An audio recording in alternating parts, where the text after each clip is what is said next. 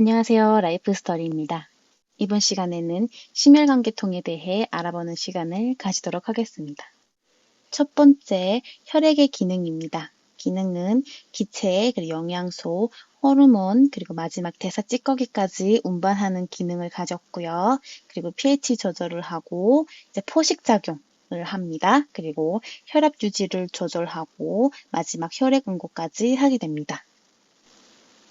두 번째, 조혈입니다. 조혈은 혈액 생성이라고 부르는데요. 혈액 속의 혈구가 만들어지는 과정입니다. 조혈은 태생 전은 지라, 간, 적색골수이고요. 태생 후에는 적색골수로 조혈이 가능합니다. 세 번째, 혈액의 구성입니다. 우리 혈액은 혈구와 혈장으로 나누는데요. 혈구 같은 경우에 적혈구, 백혈구, 그리고 혈소판으로 이루어져 있고, 중요한 거는 백혈구는 이물질을 탐식하고 항체 형성을 하게 됩니다. 각 혈구의 특징을 좀 살펴보는 시간을 가지시고요. 여기서 중요한 부분들은 뒤쪽에서 설명드리도록 하겠습니다.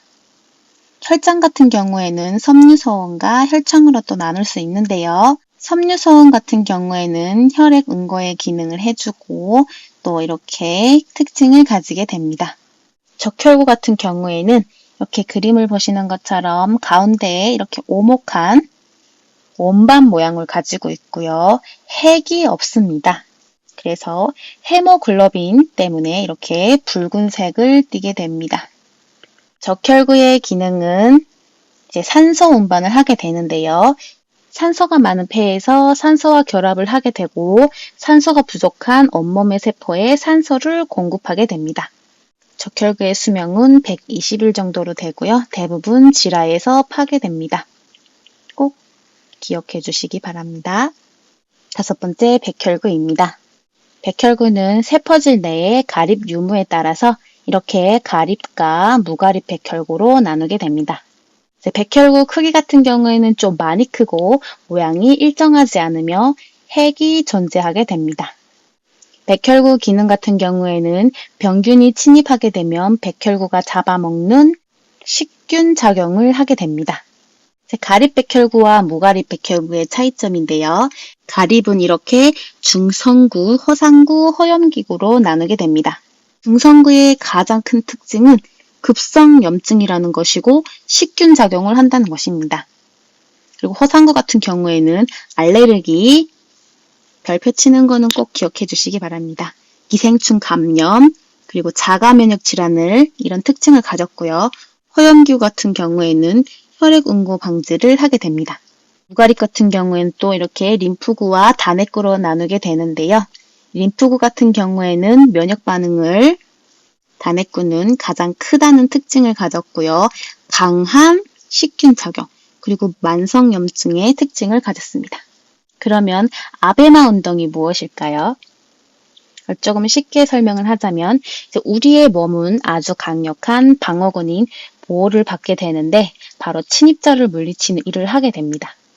우리 몸은 여러 가지 외부 바이러스를 막기 위해서 가장 바깥층에 있는 피부가 방패하는 일을 하게 되는데 이러한 것을 우리는 1차 방어선이라고 말하게 되고요. 예를 들어서 날카로운 어떤 물체에 찔리게 되면 1차 방어선인 피부에 상처가 나게 되겠죠. 이 부분을 통해서 세균이나 바이러스 같은 침입자들이 들어오게 됩니다. 이때를 대비해 우리 몸은 2차 방어 시스템이 있는데요. 피부에 존재하는 비만세포가 이런 침입자들을 발견하면 히스타민이라는 신경전달 물질을 분비하기 시작합니다. 이렇게 분비된 히스타민은 모세혈관을 확장시켜서 혈류 속도를 느리게 만들고 또 혈관벽을 헐겁게 만드는 역할을 하게 됩니다. 세균이나 바이러스가 들어오는데 왜 혈관벽을 헐겁게 만들까요? 왜냐하면 이렇게 헐거워진 혈관벽 사이로 바로 백혈구가 등장하게 됩니다. 보통 혈관 속에 백혈구가 존재를 하다가 히스타민을 통해서 혈관벽이 헐거워지면 혈관에 아주 미세한 틈이 생기는데 백혈구가 그 틈으로 나와서 세균이나 바이러스 같은 것들을 물리치기 시작합니다. 근데 앞서 설명드린 것처럼 백혈구는 제법 엄청 큰 덩치를 가졌다고 말씀드렸잖아요. 이렇게 큰 덩치를 가진 백혈구가 어떻게 아주 작은 틈을 통해서 이제 통과할 수 있었던 걸까요? 백혈구는 사실 몸을 유연하게 변형하며 움직이는 아메바 운동을 하게 됩니다. 그래서 헐거워진 혈관벽에 아주 작은 틈을 통해서 세균들을 물리칠 수 있었던 것이죠. 그러면 우리는 이제 피부 쪽으로는 붉게 보이고 또 열도 나고 붓기도 하고 또 통증도 느끼게 되죠. 우리는 이러한 현상들을 염증 반응이라고 부릅니다. 그러면 화학 쏠림성은 무엇일까요? 앞서 설명드린 것처럼 백혈구가 틈을 통해서 나와서 이런 세균이나 바이러스들을 물리친다고 말씀을 드렸잖아요. 이때 여기 이 사진처럼 세균이나 이물질 같은 것들이 이렇게 화학물질을 분비하게 됩니다. 이 화학물질을 따라서 백혈구들이 이동하게 되는데 그것을 우리는 화학쏠림성이라고 부르게 됩니다. 7번째 혈소판입니다. 혈소판은 크기가 아주 작고 모양이 일정하지 않고요. 이렇게 사진을 보시는 것처럼 모양이 되게 다양한 변형으로 이루어져 있고 핵도 없습니다. 혈소판은 혈액 온고에 작용을 하게 되는데요. 이제 몸에 상처가 나면 혈액을 굳게 하고 또 그래서 출혈을 막고 상처를 보호해주는 기능을 하게 됩니다. 8번째 혈장단백입니다. 혈장단백은 이렇게 또 알부민, 섬유소원, 글로불린으로 구성할 수 있는데요. 알부민 같은 경우에는 삼투질 농도를 조절하고 간에서 생산됩니다.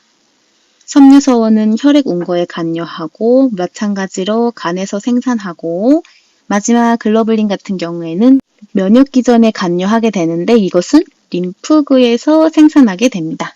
9번째 혈액 온고입니다. 혈액 온고 인자는 총 13개의 인자로 구성되어 있습니다. 중요한 인자만 짚고 넘어가도록 하겠습니다. 첫 번째 1인자 같은 경우에는 피브리노겐이라는 이제 간에서 합성하며 피브린을 전환하는 데 있어서 중요한 인자입니다. 2인자 같은 경우에는 마찬가지로 간에서 합성되며 비타민 K 우전 단백질로서 아주 중요한 효소입니다. 다음은 3인자입니다. 3인자는 보조인자로서 외인계를 시작하는 시작 단계인 조직 트롬보플라스틴이라는 로 불리게 됩니다. 다음은 4인자 칼슘 이온입니다. 마찬가지로 보조인자로서 이제 비타민 K 의존형 인자입니다.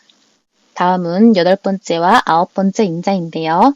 8번째 인자 같은 경우에는 혈우병 인자로서 4인계에서 9인자와 결합해서 10인자인 공통인자를 활성화하는 데 있어 아주 중요한 역할을 하게 됩니다. 10번째 응고인자의 단계입니다. 응고인자는 이렇게 3개의 단계를 걸치는데요. 여기 보이시는 내용은 단계를 요약한 내용입니다. 11번째 심장입니다. 심장은 이렇게 4개의 방으로 나누어져 있습니다. 그리고 방과 방 사이에는 판막이라는 것이 있는데요. 이런 문이 있기 때문에 혈액이 한쪽 방향으로만 이렇게 흐를 수 있도록 만드는데 이 판막은 심장에 총 4개의 판막이 존재합니다. 심장의 방에 이름을 붙일 때 왼쪽과 오른쪽으로 나누는데요. 오른쪽을 우라고 부르고요. 왼쪽을 좌라고 부릅니다. 그리고 공간을 표현하는 단어로 위쪽은 방, 아래쪽은 실이라고 부릅니다. 그래서 외우실 때 방실, 방실이라고 외워주시면 될 것 같습니다. 우심방과 우심실 사이에는 삼천판이 있고요. 이제 자심방과 자심실 사이에는 이천판이 있습니다. 이 2개의 방만 잘 기억해 주시면 될 것 같습니다. 12번째 심장 박동입니다. 굴심방 결절을 우리는 박동 조율기라고 하고 심방을 탈분국시킵니다. 방실 결절은 활동 전압이 가장 느리고 길며 기능장애를 일으키기 쉽습니다. 방실 다발은 흥분 전달을 하고 심장 전도 근육 섬유는 심실 심장 근육층의 수축 세포에 흥분 전달을 하게 됩니다. 심장 박동 전달을 꼭 기억해 주시기 바랍니다. 세 번째, 심박출량과 심박수입니다. 심장 박출량 법칙은 스타링 법칙입니다. 14번째, 심전도입니다. 여기가 피파, 그러니까 심방의 탈분국이고요. 여기가 QRS 복합체, 그러니까 심실의 탈분국이고 여기가 티파, 심실의 재분국입니다. 15번째, 심음입니다. 제1심음은 아주 낮고 긴 음을 가졌고 제2심음은 아주 높고 짧은 음을 가졌습니다. 제3심음은 어린이나 젊은 사람에게서 나타나는 신음이고요. 마지막 제4심음 같은 경우에는 청취가 잘 안 됩니다. 16번째 순환입니다. 폐순환이란 우심실에서 나온 혈액이 폐를 지나면서 이산화탄소를 내보내고 산소를 다시 받아들여서 좌심방으로 돌아오는 과정입니다. 우심실에서 시작이 돼서 폐동맥을 걸쳐 폐로 갔다가 폐정맥을 걸쳐서 좌심방으로 오고요. 그러니까 혈액의 변화는 정맥혈에서 동맥혈로 간다라고 기억해 주시면 되고, 온몸 순환 같은 경우에는 좌심실에서 나온 혈액이 온몸을 지나면서 조직세포에 산소와 영양소를 주고 이산화탄소와 노폐물을 받아서 우심방으로 돌아오는 과정입니다. 그래서 좌심실에서 이렇게 대동맥을 걸쳐서 온몸에 갔다가 대정맥을 걸쳐서 다시 우심방으로 돌아오는 거죠. 한마디로 혈액의 변화는 동맥혈에서 정맥혈로 온다라고 생각해 주시면 될 것 같습니다. 17번째, 동맥입니다.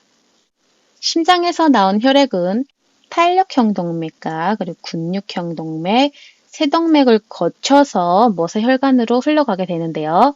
탄력형 동맥 같은 경우에는 중간막이 탄력 섬유로 이루어져서 혈압의 급격한 변화를 방지하게 됩니다. 그리고 근육형 동맥은 탄력형 동맥보다는 탄력 섬유가 적고 민문이 근은 더 많고, 그리고 마지막 세동맥 같은 경우에는 혈류의 속도와 혈압을 조절하게 됩니다. 18번째, 대동맥입니다. 오름 대동맥의 분지는 심장 동맥이고요. 대동맥 아래 분지는 팔머리 동맥, 왼 온목 동맥, 그리고 왼 빗장 밑동맥입니다. 팔머리 동맥의 분지는 오른 온목 동맥이고 그리고 오른 빗장 밑동맥입니다. 19번째, 머리목의 동맥입니다. 바깥 목동맥은요, 분포점은 뇌, 안구를 제외한 머리 전체에 분포되어 있고요. 가지 같은 경우에는 얼굴 동맥, 뒤통수 동맥 등으로 이루어져 있습니다. 20번째, 팔 부위의 동맥입니다. 이 빗장 밑동맥은 겨드랑 부위에서 겨드랑 동맥으로 변환됩니다. 이 위팔 동맥은 팔 오금 위에서 자동맥과 노동맥으로 분지를 하게 되는데요. 이 노동맥 같은 경우에는 맥박을 측정하는 데 주로 많이 활용하게 됩니다. 21번째, 가슴 대동맥입니다. 갈비 사이 동맥을 분지하는 데 척추와 몸통벽에 혈액을 공급하게 됩니다. 22번째, 배대동맥의 앞면 분지입니다. 복강동맥, 그리고 위창자 감막동맥, 그리고 아래창자 감막동맥입니다. 22번째, 배대동맥의 옆면과 뒷면의 분지입니다. 옆면 분지는 부신동맥과 콩팥동맥이고요. 뒷면 분지는 허리동맥입니다. 23번째, 골반 부위의 동맥입니다. 이 배대동맥은 다섯째 허리뼈 높이에서 두 개의 언엉덩 동맥으로 나누게 되고요. 각각의 언엉덩 동맥은 다리로 내려가는 바깥 엉덩 동맥과 골반에 혈액을 공급하는 속엉덩 동맥으로 나누게 됩니다. 24번째, 다리 부위의 동맥입니다. 골반에 위치한 이 바깥 엉덩 동맥은 넓적다리 부위에서 넓다리 동맥으로 변한 다음에 무릎의 뒤쪽인 오금 공간에서 오금 동맥으로 변하게 됩니다. 어금동맥은 뒤정강동맥과 앞정강동맥으로 분지하고 이 뒤정강동맥 같은 경우에는 종아리동맥 변환되고 마지막 앞정강동맥은 발등동맥으로 변하게 됩니다. 오늘은 여기까지 하도록 하겠습니다. 감사합니다.